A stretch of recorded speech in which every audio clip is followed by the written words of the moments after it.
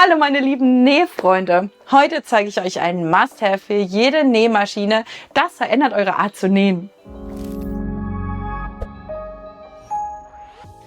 Wundert euch nicht, da oben steht Werbung, denn dieses Video ist gesponsert. Aber zu unserem Sponsor kommen wir später nochmal so richtig. Heute geht es um die Erweiterung für eure Nähmaschine. Also, wie stellen wir das an? Ihr habt vielleicht eine coole Nähmaschine, seid eigentlich auch zufrieden, aber es gibt die eine oder andere Funktion, die diese Nähmaschine nicht hat. Ihr müsst euch nicht gleich eine neue kaufen. Ihr könnt erstmal was ausprobieren, nämlich dieses Add-on, das ich euch heute zeige. Ihr habt das auch schon in ein paar Videos von mir gesehen. Und zwar, wenn es um Nähfüße geht. Da habe ich euch immer mal schon diese Box gezeigt. Und heute will ich euch mal die komplette Box vorstellen. Ich möchte euch das so gerne zeigen, weil das wirklich den Horizont der Nähmaschine erweitert. Ihr könnt damit mehrere Stiche und verschiedene Techniken anwenden, die so eigentlich gar nicht möglich wären. Durch das Austauschen eines Nähfüßchens könnt ihr eurer Nähmaschine nochmal richtig Power verleihen. Dieses Set hier hat ganze 15 verschiedene Nähfüße. 3 davon habe ich euch schon vorgestellt und den Rest zeige ich euch jetzt mal grob, damit ihr einen Überblick habt, was das alles für eure Nähmaschine bedeuten kann. Wichtig ist dabei, dass eure Nähmaschine eine Schaftaufnahme hat. Dabei ist egal, ob das ein langer oder ein kurzer ist, denn hier sind Adapter schon mal dabei. Das ist eine richtig gute Sache. Das heißt, wenn ihr eine Schaftaufnahme habt, könnt ihr diese Box auf jeden Fall benutzen. Da gibt es aber noch 2 verschiedene Varianten, je nachdem, wie breit eure Stichlänge möglicherweise ist. Aber ich habe euch jetzt für die kleine Box entschieden, die geht an die meisten gängigen Nähmaschinen ran. Ausgeschlossen ist hier leider die Bernina. Bei Bernina müsst ihr wirklich Original-Nähfüße kaufen, die leider auch ein bisschen kostenintensiver sind. Da könnt ihr die Box leider nicht anwenden, aber bei meiner Nähmaschine und den meisten anderen Marken geht das. Wenn ihr da unsicher seid, wendet euch gerne an den Support oder schaut mal auf der Homepage vorbei. Dort stehen die meisten Marken da und fragt den Support, falls eure Marke dort nicht auftaucht, wie zum Beispiel meine. In der Box fällt erstmal auf, wie viel Zubehör dort eigentlich vorhanden ist. Und zwar ist hier auch das Zubehör mit den Schaftaufnahmen dabei, damit diese Nähfüße auf jeden Fall auch an eurer Nähmaschine installiert werden können. Also ihr habt hier den kurzen Schaft und den langen Schaft. Das kommt jetzt ganz auf eure Nähmaschine an. Wenn ihr da unsicher seid, probiert es auch gerne aus. Ihr werdet es erkennen.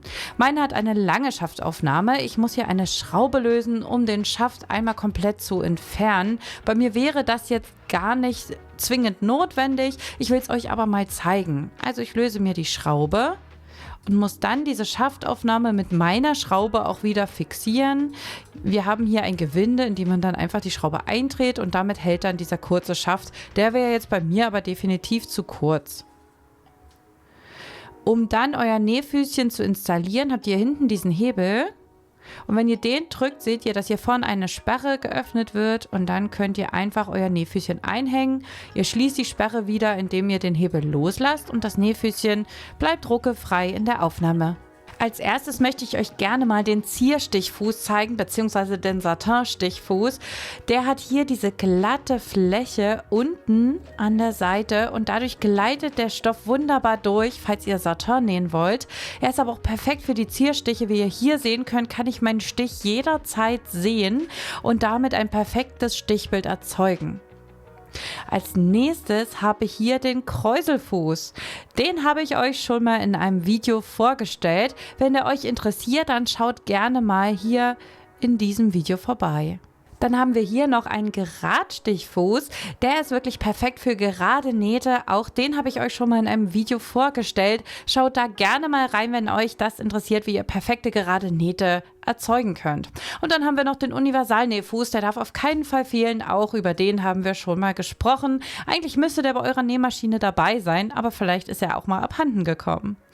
Jetzt zeige ich euch mal den Reißverschlussfuß. Der ist wirklich originell, denn der hat ja nicht nur die Funktion, dass er hier einmal diese beiden Schaftaufnahmen hat und dadurch super schmal ist, sondern er kann euch auch das Leben an jeder Kante erleichtern. Ich habe mich jetzt hier für diese Aufnahme rechts entschieden und kann damit rechts meinen Reißverschluss langführen. Wenn ich ihn links einklemme, dann kann ich links meinen Reißverschluss langführen. Ich wollte euch das einmal kurz zeigen. Hier fährt der Reißverschluss einfach an diesem Nähfuß vorbei, weil dieser Nähfuß einfach so schmal ist, dass alles an ihm vorbei passt. Er ist perfekt für präzise Nähte. Als nächstes haben wir hier den Overlock-Fuß. Ihr habt keine Overlock-Nähmaschine? Kein Problem. Probiert erstmal diesen Overlock-Fuß mit eurer Nähmaschine aus. Der hat in der Mitte diesen charakteristischen Steg, damit die Nähte links und rechts vorbeigeführt werden können. Und hier vorne habt ihr eine Kante, an der führt ihr eure Kante vom Stoff entlang. Achtung, es sind nicht alle Stiche geeignet für die Overlock-Füße. Bei mir sind das zum Beispiel diese Stiche, die perfekt geeignet sind, um den Stoff zu versäubern. Achtet darauf, dass eure Nadel nicht diesen Mittelsteg trifft. Also nehmt einen dieser Stiche, wenn ihr die auf eurer Nähmaschine habt. Die funktionieren auf jeden Fall. Ich habe jetzt einmal als Beispiel diesen Stoff hier zusammengenäht mit dem Overlock-Fuß. Ihr seht vorne, dass er an der Kante lang geführt wird und es eine perfekte, versäuberte Naht wird. Der Stoff ranzt dabei nicht mehr aus und es ist aber perfekt zusammengenäht. Kommen wir mal zum Exot der Box, der Obertransporteur. Der sieht nicht nur spannend aus, der ist auch wirklich spannend. Er hat ein bisschen was von der Krabbe, finde ich. Also wenn sich hier oben diese Zange bewegt, dann wird hier unten etwas nach unten gedrückt und das Stückchen transportiert euren Stoff. Leider konnte ich diesen Obertransporteur an meiner Husqvarna Nähmaschine nicht installieren. Ihr seht, dass hier oben diese Trennung einfach nicht drüber ging. Deswegen habe ich einfach meine alte Nähmaschine rausgeholt. Bei der hat es nämlich immer funktioniert mit dem Obertransporteur. Ich habe diesen Obertransporteur zum Beispiel zum Säumen genutzt, denn wenn ihr zwei rutschige Stofflagen übereinander habt, dann wird die untere Stofflage meistens besser transportiert als die obere. Und dieser Obertransporteur soll dabei helfen, wenn ihr genau diese Bewegung hier macht, den oberen Stoff genauso zu transportieren wie den unteren, damit der Stoff gleichmäßig durchgleiten kann. Das Ergebnis wird viel gleichmäßiger sein bei rutschigen Stoffen. Eure Nähmaschine kann nicht sticken. Doch, mit diesem Stickfuß aus der Box kann sie das auf jeden Fall. Den Stickfuß bringt ihr wie den Obertransporteur ohne Schaft an eurer Nähmaschine an. Dafür dreht ihr dann einfach die Schraube durch diese Öffnung durch. Der Schenkel oben muss an dem Transporteur der Nadel liegen, damit er immer wieder mit hoch und runter gehen kann. Und schon könnt ihr damit ganz frei sticken. Wichtig ist natürlich auch, dass ihr den Untertransporteur ausschaltet. Bei mir ist das ein Schalter, den ich hinten betätigen muss. Das Ergebnis ist dabei schon richtig toll, aber ich habe keine Erfahrung, deswegen sieht es bei mir noch nicht perfekt aus. Diesen Nähfuß hätte ich euch gerne in Action gezeigt, aber den Knopflochfuß kann ich leider mit beiden Nähmaschinen nicht bedienen. Die haben beide ein bestimmtes System, das für sie mit ihren eigenen Nähfüßen nur funktioniert und leider nicht diese Universalteile benutzen. Aber ihr könnt hier auf jeden Fall einstellen, wie groß euer Knopfloch werden soll und das dann mit der Nähmaschine umsetzen. Ich bin großer Fan vom Knopf-Annähfuß aus dieser Box. Der ist wirklich toll, denn der ist ganz hochwertig. Ihr nehmt euch einfach euer Knopf, installiert den Nähfuß und dann könnt ihr nach dem Absenken auch schon direkt die Stichbreite einstellen. Messt vorher einfach die Löcher aus und dann stellt ihr die Stichbreite ein. Ich probiere dann immer mit dem Handrad, ob alles perfekt sitzt und ich nicht in diesen Knopflochfuß zum Beispiel mal reinpiekse, denn der hat vorne so ein Gummi, damit er nicht beschädigt wird, falls ihn mal eine Nadel trifft. Das finde ich schon mal richtig genial. Und dazu kommt, dass der Knopf auch nicht beschädigt wird durch dieses Anpressen. Also alles, was ihr hier blau seht an diesem Nähfuß, ist komplett aus Gummi und damit schön weich. Jetzt habe ich meine Nähmaschine eingestellt bekommen und schaut mal, wie schön der Knopf angenäht ist. Der sitzt richtig, richtig fest und der geht auch nicht mehr ab. Wer möchte, kann hier hinten auch noch einen Knoten setzen. Das ist wirklich perfekt geworden. Der für mich interessanteste Fuß dieser Box ist der Blindstichfuß. Damit sollt ihr den perfekten Blindstich mit eurer Nähmaschine umsetzen können. Ihr könnt hier an diesem Rädchen dieses weiße Teil einstellen, sodass der Stoff perfekt geführt wird an einer Kante, um euren Blindstich zu setzen. Haltet hierfür euren Saum noch einmal um und führt die Kante an genau diese weiße Kante. Das stellt ihr jetzt einmal perfekt ein. Die Nadel muss nämlich rechts einmal außerhalb des Stoffes einstechen und links in den Stoff hinein. Das seht ihr hier nochmal ganz genau. Also rechts steche ich neben den Stoff und links geht es rein und dadurch wird dieser Blindstich einmal erzeugt. Leider hat das bei diesem Stoff jetzt nicht so gut funktioniert, aber ihr könnt es erahnen. Ich habe jetzt auch nicht die perfekte Garnfarbe gehabt.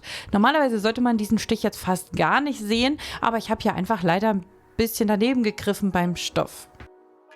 In der Box befindet sich auch ein Rollsaumfuß für einen ganz schmalen Rollsaum, den ihr hier entlang führen müsst. Das ist beim Nähen ein bisschen frickelig. Also ich habe es hier erstmal mit Jersey ausprobiert, den vorher einmal reinzuführen in diese kleine Schnecke dort. Aber das hat nicht so gut funktioniert, deswegen habe ich es jetzt erstmal mit Webware ausprobiert und das hat viel besser geklappt. Gleich im ersten Versuch habe ich tatsächlich einen Saum erzeugen können. Aber ich sage euch eins, dieser Nähfuß erfordert ein bisschen mehr Übung und ein bisschen mehr Können. Da muss man sich ein bisschen reinfuchsen. Ihr seht, hier habe ich einen schönen Saum erzeugt, aber er ist nicht perfekt geworden, er ist nicht ganz festgenäht an manchen Stellen. Aber so ungefähr müsst ihr euch das vorstellen. Und wenn ihr jetzt noch Übung habt, dann könnt ihr hier ganz einfach diesen coolen Saum erzeugen mit nur diesem Nähfuß. Als nächstes habe ich den Kordelaufnähfuß ausprobiert und ich sage euch im Nachhinein, das ist ein geheimer Favorit von mir. Der hat hier 3 so eine Führungsschienen und in die soll man dann so schmale Kordeln einführen. Ich habe leider keine Kordeln da gehabt, aber ich habe einfach mal Stickgarn ausprobiert, denn das ist ja auch recht dick und dachte, was passiert eigentlich, wenn ich jetzt damit mal 3 Fäden verschiedenfarbiges Stickgarn versuche aufzunähen. Unten der Stoff ist übrigens French Terry. Und erstmal muss man die ein bisschen einfädeln, eine nach dem anderen. Ihr habt hier rechts eine Öffnung, da fädelt ihr die einfach durch. Ihr könnt auch nur 2 annähen, wenn ihr das wollt. Wichtig ist, dass ihr natürlich einen Stich dafür habt auf der Nähmaschine, den ihr dafür benutzen könnt. Und ich hatte hier aber auch den perfekten Stich schon vorbereitet, der wirklich in 3 Bahnen stickt und hat mir diese Garne einfach wunderschön auf meinen Stoff gebracht. Ich finde, das Ergebnis lässt sich wirklich sehen. Auch hier brauche ich wieder ein bisschen mehr Übung, denn diese Nähfüßchen sind nicht immer selbsterklärend. Man muss die mit den verschiedenen Stoffen wirklich ausprobieren. Die können bei jeder Stoffart ein bisschen unterschiedlich sein, vielleicht auch gut aussehen oder eben auch mal nicht gut aussehen. Aber dieses Ergebnis lässt sich wirklich sehen. Ich finde, das sieht richtig spannend aus. Das ist wirklich eine coole Zierde, die ich da erzeugen konnte. Diese Box ist richtig cool und ich finde auch ein richtiges Must-Have. Und dabei ist sie auch gar nicht so preisintensiv, wie man denken könnte. Also diese Investition lohnt sich auf jeden Fall. Aber bevor ihr jetzt alle losrennt und diese Box kauft, wäre es doch schön, wenn ihr noch eine Woche wartet, ob ihr die vielleicht bei mir gewonnen habt. Ich darf nämlich diese Box verlosen und da kommt auch noch was oben drauf. Nämlich bekommt ihr auch noch dieses coole Ackermann Universalgarn in den gängigen Farben. Das ist Premium Garn. Das bekommt ihr mit der Box zusammen und einer kleinen Überraschung von mir persönlich zugeschickt. Ich kann ganze 5 Pakete verlosen und freue mich, wenn ihr an der Verlosung teilnehmt. Wichtig ist, dass ihr dafür unter dem Video kommentiert. Ihr müsst das Schlagwort Box verwenden. Das heißt, jeder darf trotzdem kommentieren und wer gerne bei der Verlosung dabei sein möchte, schreibt Box in die Kommentare. Ich verlose dann 5 Stück und schicke die euch dann direkt zu, nachdem ihr die Kommentare beantwortet habt. Alle weiteren News zu dieser Verlosung und nochmal die genauen Teilnahmebedingungen entnehmt ihr unten in der Videobeschreibung. Da habe ich euch alles nochmal genau aufgeschrieben. Ich danke euch jetzt fürs Schauen vom Video und ich drücke euch ganz doll die Daumen. Vor allem allen meiner Abonnenten drücke ich hier die Daumen und allen Leuten, die ich sowieso schon kenne und die schon kommentiert haben. Ich wünsche euch allen ganz viel Glück und wir sehen uns beim nächsten Mal. Macht's gut!